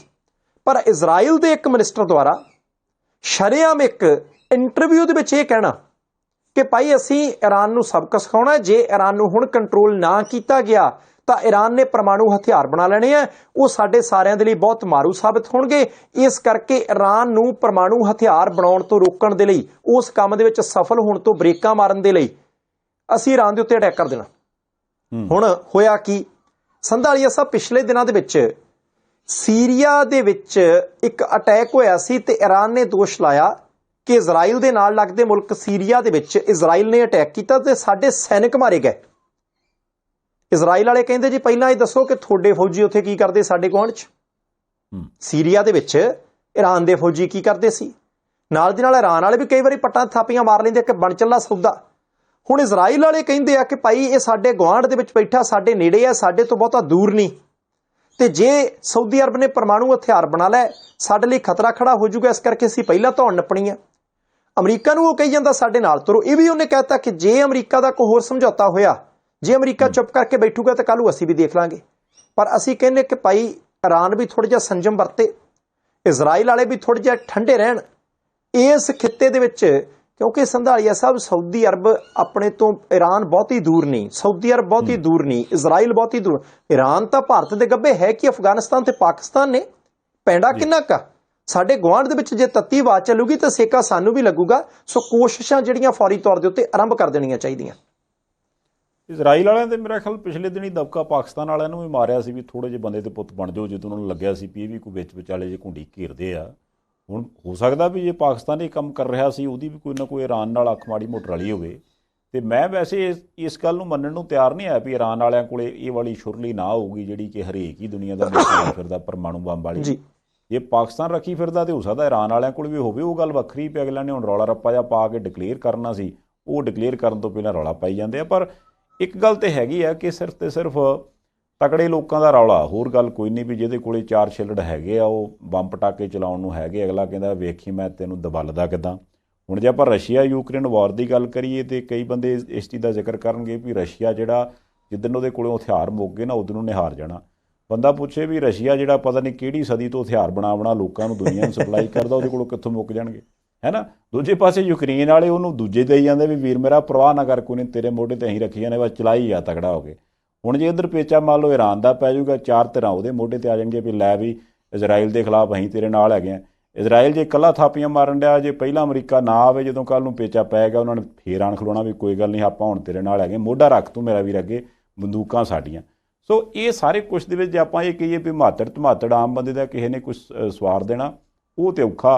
ਹੁਣ ਮੈਂ ਸੋਚਦਾ ਵੀ ਜੇ ਸਾਰੇ ਪਾਸੇ ਇੰਨਾ ਹੀ ਕਿਸੇ ਕੋਲੇ ਪੈਸਾ ਰੁਲਿਆ ਖੁਲਿਆ ਫਿਰਦਾ, ਤੇ ਦੁਨੀਆ ਦੇ ਵਿੱਚ ਕਈ ਮੁਲਕ ਨੇ ਇਸ ਵੇਲੇ ਜਿੱਥੇ ਭੁੱਖਮਰੀ ਹੈ, ਜਿੱਥੇ ਮਹਿੰਗਾਈ ਹੈ, ਲੋਕਾਂ ਨੂੰ ਰੋਟੀ ਖਾਣ ਨੂੰ ਨਹੀਂ ਮਿਲਦੀ, ਘੱਟੋ ਘੱਟ ਹੋਰ ਕੁਛ ਨਹੀਂ, ਉਹਨਾਂ ਤੋਪਾਂ 'ਚ ਪਾ ਕੇ ਰੋਟੀਆਂ ਸੁੱਟ ਦਿਓ, ਉਹਨਾਂ ਦੇ ਅੱਗੇ ਵੀ ਜਾਓ, ਖਾਈ ਤੇ ਜਾਓ ਯਾਰ, ਰੋਟੀਆਂ ਨਜ਼ਾਰੇ ਲਓ, ਜ਼ਰੂਰ ਬੰਬ ਸੁੱਟਣੇ ਆ।